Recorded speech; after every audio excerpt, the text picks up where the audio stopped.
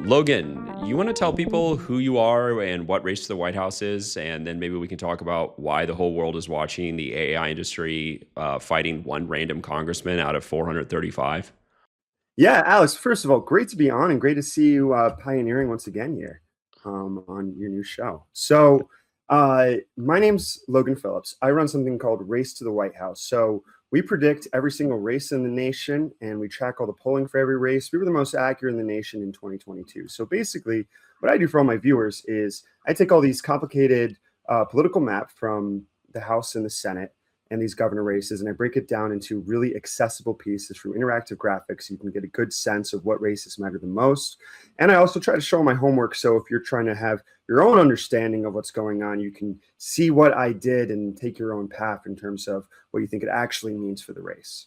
So Logan, you're like OG adjacent. I know you're not a prediction market trader, but you mix it up with them from time to time. And we're like obsessed with this story that just will not end. You've got college students walking out on Eric Schmidt and Sundar Pichai giving graduation speeches about AI. You've got state and local governments everywhere trying to stop the constructions of data centers. And you've got kind of like one party, you've got Trump in the White House, who's very permissive of the artificial intelligence industry. And you have like a growing discomfort that the Democratic Party is starting to express. And all of that is colliding in New York City or New York State from a congressional map standpoint, where an assemblyman named Alex Boris is running like more or less, or has been imputed to be running on like an anti-AI ticket. And I'm looking at press coverage right now. It says that OpenAI has spent, or investors in OpenAI have spent more than $7 million on ads to get him out of the way. So what we're trying to come up on here is Alex Boris, who's running to replace Jerry Nadler in Midtown Manhattan, a very affluent district, is priced at 35 cents as an underdog versus Michael Lasher, who sort of has industry support. So like, Logan, you've been crunching a forecast on this. The anti-AI candidate, which I hope that is a fair way to characterize him, is definitely the underdog here, according to the markets. You are a professional predictor of politics. Can you just smack us over the head with some knowledge about whether or not the market has this right? Yeah, I think the market has this dead wrong, honestly. Oh, And so we're dealing with, first of all, right, let's just give context about what we're dealing with from a numbers perspective. This was one of the most well-polled races in the nation, House races, Senate, or governor at a certain point in late May. And then we had complete silence, right? So there's a lot of things we don't know about in terms of where this race is right now, especially in primaries in a House race where things can change quickly at the last second. That being said, the last time we checked in, most of the polling, admittedly, most of it private from a campaign, but even from multiple different candidates, were showing Boris taking the lead, Schlossberg falling out of first place into third, and then Mika coming in pretty close behind, right? So just based off that information, I tend to think that Boris is favored. There's a bunch of other reasons to think that too, though, right? But that's just sort of a foundational reason. And I have a primary forecast that, look, admittedly is meant for the Senate. It almost always, in governor races, it almost always gets it right for that. I haven't tested on the House. It's done well when I've done it before. I'll give you those numbers in just a sec. But I also think and this is important to understanding why I think Boris will win. There's a reason that they're spending so much on this race, and it doesn't have really that much to do with New York 12. And that's what makes this race maybe arguably the most important primary race in the nation this year. You're right in everything that you said. The American people are starting to care more and more about these AI companies and these chatbots and these data centers. And it is like the hidden dragon that could be like, that's what democracy is supposed to be about, right? Picking up these hidden dragons that could change the direction of politics because voters really care about them, but it's not being addressed by the government. And this is one of them. And the AI companies know it, especially, ChatGPT. And they're trying to head it off by sending a signal to politicians who, by definition, tend to be scaredy cats, not wanting to separate from the pack, that are focused on winning re-election. And they're trying to say, if you touch this, you will die. so this is like the Cossacks, going to the village and burning the huts and smacking the peasants over their head to keep them from asking for more of their grain. Like you really believe that Like that is the issue on the table here. Oh, 100%. And it's kind of happened with crypto too, but here Americans care a lot more. And big money has a huge impact on politics, but people's views have more of an impact if they really care about something. So in the Mamdani race, we had this insane youth turnout in New York City, and one could maybe say there's some variability onto whether that will be repeated for this primary.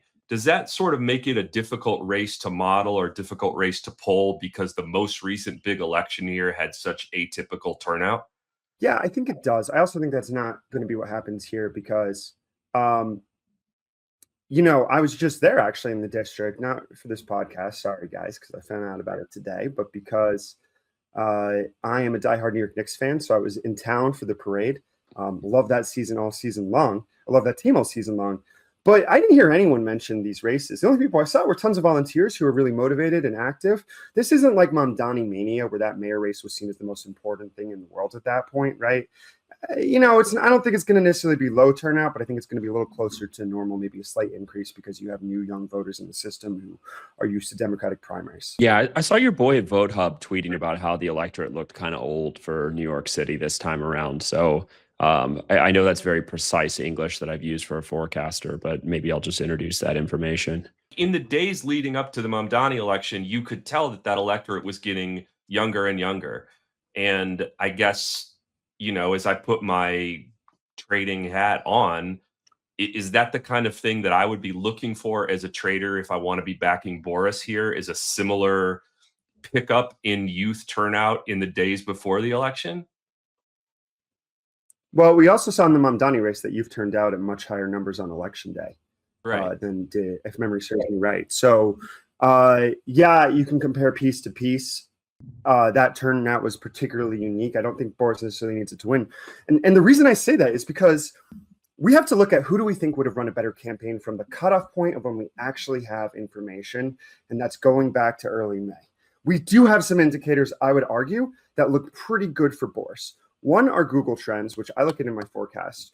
That shows you who are people looking at in the last 7 days, and they're looking at Boris at a much higher rate than they're looking at these other candidates. The anti-AI people I know personally also think this is the most important primary. So it's not just open AI and on those sides. People I know who are really afraid of AI think that it's incredibly important to elect Boris. So, I wouldn't be surprised if you're getting, that heat from both directions. Well, let me put a button on this for a second here, Logan.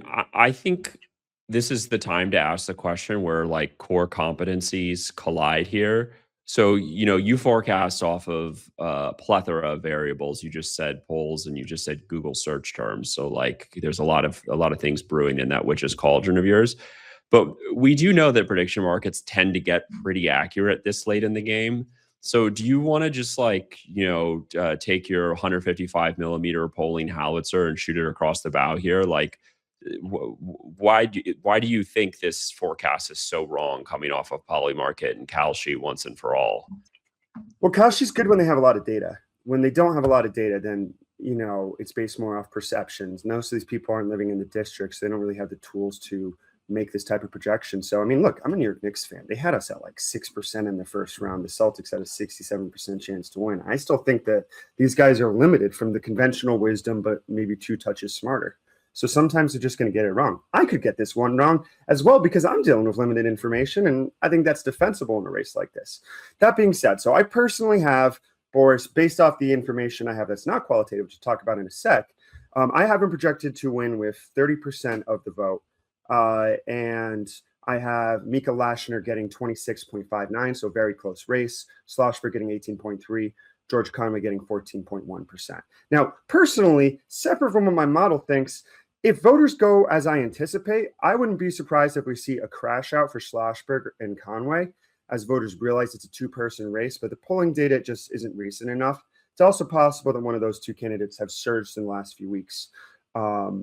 I doubt it, but it's certainly a possibility. The reason why I think Boris will do better is in addition to the fact that people are searching him a ton, which suggests he is the main character of this race, which is certainly true in the coverage of this race. But he's also having a much stronger social media campaign. And I think that matters more and more, especially when it comes to targeting younger voters who are less likely to consume regular media. Just look at this number, for example. Mika Lasher, his last YouTube video had 27 views.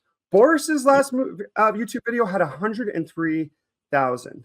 He has created a David versus Goliath narrative at a point where voters want politicians to stand up to those that they see as corrupt and powerful and having too much influence. I think it's the type of powerful narrative that in a multi-field candidate race could really stick out and ultimately help him win.